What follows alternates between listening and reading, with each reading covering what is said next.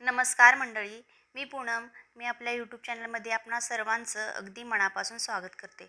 आत्ताच नवरात्री संपन्न झाली आणि लवकरच आपला दिवाळीचा सण येतोय. दिवाळी हा सण आपल्या सगळ्यांच्याच आयुष्यात प्रकाश देणारा, आनंद देणारा सण आहे. याला आपल्या हिंदू धर्मात खूपच महत्त्व आहे. दिवाळीत आपण लक्ष्मीपूजन करतो, त्याच पद्धतीनं धनत्रयोदशीची पूजा ही अत्यंत महत्त्वाची असते.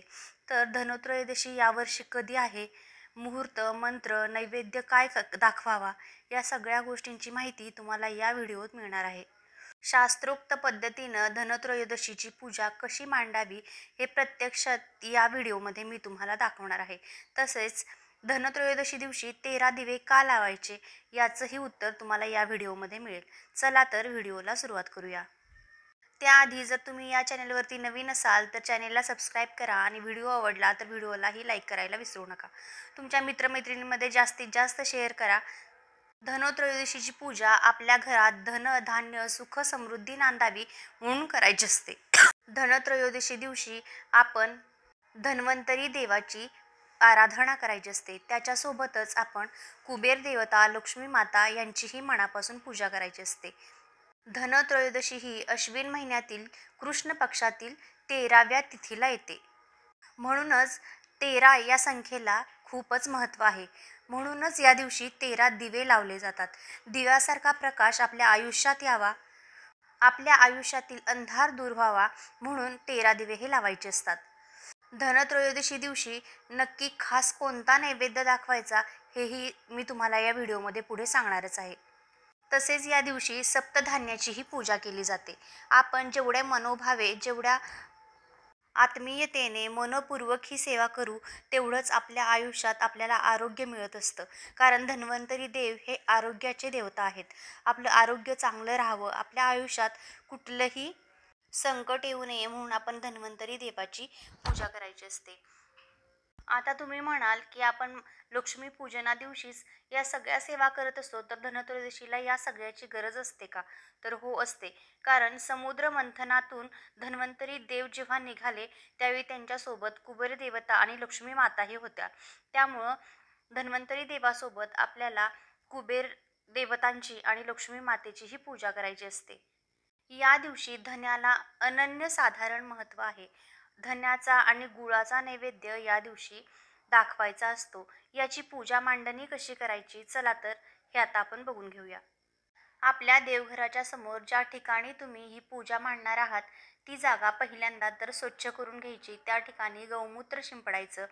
त्याच्यावरती एखादा चौरंग किंवा पाट ठेवायचा. एक स्वच्छ वस्त्र, ते शक्यतो लाल रंगाचं असावं, तर ते वस्त्र अंथरावं. त्याच्यानंतर त्याच्यावरती तांदळाची छोटीशी रास ठेवायची. त्याच्यावरती लक्ष्मी मातेचा फोटो स्थापन करायचा आहे. हे बघा, प्रत्येक वेळी ज्यावेळी आपण लक्ष्मी मातेची स्थापना करतो त्यावेळी कलशाच्या स्थापनेलाही खूपच महत्त्व असतं. तर कलश स्थापन करून घ्यायचा. त्याच्यासाठी एका प्लेटमध्ये किंवा वस्त्रावरतीच तुम्हाला तांदूळ ठेवायचा आहे. त्याच्यावरतीही स्वस्तिक काढायचं. त्याच्यानंतर एक आपला तांब्या घ्यायचा आहे. त्याच्यावरती स्वस्तिक काढून घ्यायचं. भोवताली 8 हळदी कुंकवाची बोटे उठवायची. व्हिडिओत दाखवल्याप्रमाणे तुम्ही स्वस्तिक काढून घ्या. अधिक चिन्ह काढून स्वस्तिक कधीही काढायचं नसतं. अशा पद्धतीनं स्वस्तिक काढून तुम्ही भोवती हळदी कुंकवाची बोटे उठवून घ्यायची आहेत. त्याच्यानंतर त्या तांब्यामध्ये पाणी ओतायचं आहे. ते पाणी इतकंही ओतायचं नाही की त्याच्यामध्ये नारळ ठेवल्यानंतर ते पाणी सगळं खाली सांडलं जाईल. एक 75 ते 80% पाणी त्याच्यामध्ये टाकायचं. नंतर त्याच्यामध्ये हळद, कुंकू, अक्षदा, एखादं फूल व्हायचं, एखाद्या रुपयाचं नाणं किंवा सुपारी टाकायची. त्याच्यानंतर त्याच्यावरती 5 विड्याची पानं ठेवायची. जर तुमच्याकडे विड्याची पानं अवेलेबल नसतील तर तुम्ही आंब्याची पानंही ठेवू शकता. तर ही 5 पानं ठेवल्यानंतर त्याच्यावरती तुम्ही नारळ ठेवायचा आहे. नारळाची शेंडी वरती झाली पाहिजे हे काही सांगायची गरज नाही. तरी पण चुकून आपण गडबडीत कधीतरी उलटा ठेवतो. उलटा नारळ कधीही ठेवायचा नाही. त्याच्यानंतर दीप प्रज्वलित करून घ्यायचा. कुठलीही पूजा करायच्या अगोदर आपल्याला दीप प्रज्वलित करून घ्यायचा असतो. कारण ह्या अग्नीच्या साक्षीनेच आपण सगळ्या देवांची पूजा करत असतो. आरती किंवा समई जे काही तुम्ही लावलेलं आहे त्याचीही हळद कुंकू अक्षता फुलं लावून पूजा करून घ्यायची. हां, आणि मला तुम्हाला सांगायचं राहून गेलं की ही पूजा कोणत्या वेळेला करायची असते, याचा मुहूर्त काय. असं कुठलंही टायमिंग नसतं की या टायमिंगला आपण पूजा केली पाहिजे. पण लक्ष्मी मातेची पूजा ही प्रदोष काळात करायला हवी. 7 ते 8च्या दरम्यान किंवा 6:30 ते 8च्या दरम्यान तुम्ही या धनत्रयोदशीची पूजा करू शकता. प्रदोष काळात लक्ष्मी घरात येण्याची वेळ असते आणि या टायमिंगला आपण धनत्रयोदशीची पूजा मांडायची आहे. त्याच्यानंतर आपण आचमन करून घ्यायचं आहे. आपलं मन आणि बुद्धी तसेच शरीर शुद्ध व्हावं म्हणून हे आचमन करायचं आहे. त्यासाठी आपण एका चमच्याने डाव्या हातातून उजव्या हाताच्या तळ हातावरती पाणी घ्यायचं. ओम केशवाय नमः, ओम माधवाय नमः, ओम नारायणाय नमः असं म्हणत 3 वेळा आपण ते पाणी प्यायचं आहे आणि 4थ्या वेळेला हातात पाणी घेऊन ते ताम्हणामध्ये सोडायचं आहे. त्याच्यानंतर आपण देवाला अभिषेक करून घ्यायचे आहेत. त्यासाठी मी दोन दोन दोन अशी 4 विड्याची पानं ठेवायची आहेत 4 ठिकाणी. एक गणपतीसाठी, एक कुबेर देवता, एक धन्वंतरी देवता आणि एक लक्ष्मी माता. याच्यासाठी 4 ठिकाणी जोडीनं विड्याची पानं मी ठेवलेली आहेत. त्याच्यावरती तांदूळ ठेवलेला आहे. त्याच्यानंतर सगळ्यात महत्त्वाची आणि पहिली पूजा ही आपण गणपतीची करत असतो, म्हणून गणपतीला दुधाने किंवा पंचामृताने अभिषेक घालून घ्यायचा. त्याच्यानंतर त्यांना पुसून त्यांच्या जागेवरती स्थापन करून घ्यायचं.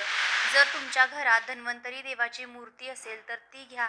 जर ती नसेल तर एखादी सुपारी आपण धन्वंतरी देव म्हणून त्यांनाही अभिषेक करायचा. ओम धन्वंतरी देवाय नमः असं म्हणत त्यांनाही अभिषेक घालायचा आहे. दुधाने किंवा पाण्याने तुम्ही अभिषेक घालू शकता.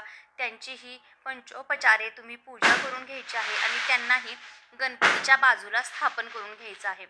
आता तिसरा देव म्हणजे कुबेर देवता. कुबेर देवता हे धन धान्य याचे दैवत आहेत. हे आपल्याला सगळ्यांनाच माहिती आहे.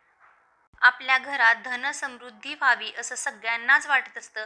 त्यासाठी आपल्याला कुबेर देवतांचीही पूजा करून घ्यायची आहे. त्यांनाही अभिषेक घालायचा आहे. व्हिडिओत दिलेला मंत्र म्हणून तुम्ही त्यांना अभिषेक घालू शकता. जर तो तुम्हाला जमत नसेल तर 11 वेळा ओम कुबेराय नमः असा मंत्र म्हणत त्यांनाही अभिषेक घालायचा. त्यांनाही त्यांच्या जागेवरती स्थापित करून घ्यायचं. त्याच्यानंतर आपण लक्ष्मीचा जर तुमच्याकडे छोटीशी मूर्ती असेल तर तिला अभिषेक घाला. नसेल तर श्रीयंत्र असेल तर त्याला अभिषेक घाला. खरं तर श्रीयंत्रालाच अभिषेक घातला जातो. जर आपल्याकडे ते नसेल तर तुम्ही लक्ष्मीची मूर्ती ठेवू शकता. जर तीही नसेल तर आपण लक्ष्मी मातेचीही सुपारी ठेवून पूजा करायची आहे. लक्ष्मी माता समजून सुपारीलाही व्यवस्थित अभिषेक घालून घ्यायचा आणि तिलाही तिच्या जागेवरती स्थापन करून घ्यायचं आहे. तुम्हाला मगाशी मी सांगितल्याप्रमाणे धन्वंतरी देवतांसोबत कुबेर देवता आणि लक्ष्मी माता ही समुद्र मंथनातून त्यावेळी आली होती. त्यामुळे त्यांची पूजा धन्वंतरी देवासोबत करणं हे गरजेचंच असतं. आणि आपल्या घरात कुठलीही रोगराई राहू नये, आपलं आरोग्य चांगलं राहावं, धनसमृद्धी घरात राहावी आणि सगळ्या गोष्टी मंगलमय घडाव्या म्हणून आपण या सगळ्या देवांची विधिवत पूजा करून घ्यायची आहे. आता तुम्ही श्रीयंत्र किंवा लक्ष्मीचा फोटो त्या पानावरती स्थापन करायचा. नंतर या सगळ्यांना हळद कुंकू अक्षदा व्हायच्या. त्याच्यानंतर तुमच्याकडं फूल असेल तर ते फूलही वाहून घ्यायचं आहे. आता पूजा लक्ष्मी मातेची करून घ्यायची. जो फोटो आपण स्थापन केलेला आहे ठेवलेला आहे फक्त, आता त्याचीही आपल्याला पूजा करून घ्यायची आहे. तर तुम्ही त्यावेळी शुभं करोति कल्याणम आरोग्यम धनसंपदा या मंत्राचा जप करत लक्ष्मी मातेचीही पूजा करून घ्यायची आहे. तिलाही हळद कुंकू अक्षदा फुलं वाहून घ्यायची आहेत आणि त्याच्यानंतर आपण कलशाचीही पूजा करून घ्यायची आहे. जर तुमच्याकडं जास्वंदीचं लाल फूल असेल तर ते तुम्ही गणपतीला, लक्ष्मी मातेला आणि कलशाला अर्पण करू शकता. कारण त्यांना लाल कलर हा अत्यंत प्रिय आहे आणि त्या लाल कलरचं फूल वाहिल्यानंतर आपल्याला लक्ष्मी मातेचा खूप लवकर आशीर्वाद मिळतो असं म्हणतात. आता या सगळ्या पूजेनंतर ते आपल्याला पूजून घ्यायचं आहे तर ते सप्तधान्य. तर तुम्ही जे आपल्याकडं संक्रांतीसाठी सुगड आणलेली असतात तर त्यांना छान कलर देऊन त्याच्यावरती छान डिझाईन काढून तुम्ही मी बनवल्यात अशा पद्धतीने सुगड बनवू शकता. जर तुम्हाला शक्य नसेल तर हे विकतही मिळतात तर ते तुम्ही आणा. अशा पद्धतीनं 7 सुगड तुम्हाला पूजून घ्यायचे आहेत. म्हणजे त्याच्यामध्ये सप्तधान्य तुम्हाला ठेवायचं आहे आणि त्यांचीही पूजा करून घ्यायची आहे. तुमच्या घरात जे काही सोनं असेल तर ते सोनं आणि जे पैसे असतील, अगदी तुमच्याकडे काही रुपयाची नाणी जरी असतील तरी ते एका प्लेटमध्ये ठेवून तुम्ही त्यांचीही पूजा करून घ्यायची आहे. धन्वंतरी देवता हे आयुर्वेदाचे देवता आहेत, म्हणून आपल्या सभोवताली असणारी आयुर्वेदिक जी झाडं आहेत तर त्यांचीही आपण त्या दिवशी पूजा करून घ्यायची आहे. म्हणजे त्याचं फळ हे धन्वंतरीला पूजल्यासारखंच होतं आणि त्याचं फळ आपल्याला लवकर मिळतं. आता सगळ्याच गोष्टी ऑनलाईन झाल्यात, त्यामुळे प्रत्येकाच्याच घरी पैसे असतात असं नाही. मग तुम्ही जी काही तुमच्याकडे चिल्लर असेल तर ती एका प्लेटमध्ये ठेवून त्याचीही पूजा केली तरी चालतं. तर आता या सगळ्याची आता आपल्याला हळद, कुंकू, अक्षता आणि फुलं वाहून पूजा करायची आहे. छान डेकोरेशन करायचं आहे. आणि आता वेळ आली आहे ते नैवेद्याची. तर आपण देवाला नैवेद्य कोणता दाखवायचा? तर या दिवशी धन्याला अनन्यसाधारण महत्त्व आहे. धन्याची पूजा ही या दिवशी करायची असते. पांढरी खीर, पांढरी मिठाई याचा नैवेद्य तुम्ही देवाला दाखवू शकता. आणखी सगळ्यात महत्त्वाची गोष्ट की धने आणि गूळ हे न चुकता नैवेद्यात ठेवायचे. नैवेद्य हा याचाच असतो. 5 फळं असतील तर त्याचाही नैवेद्य तुम्ही दाखवू शकता. लाह्या, बत्ताशे याचाही नैवेद्य तुम्ही दाखवू शकता.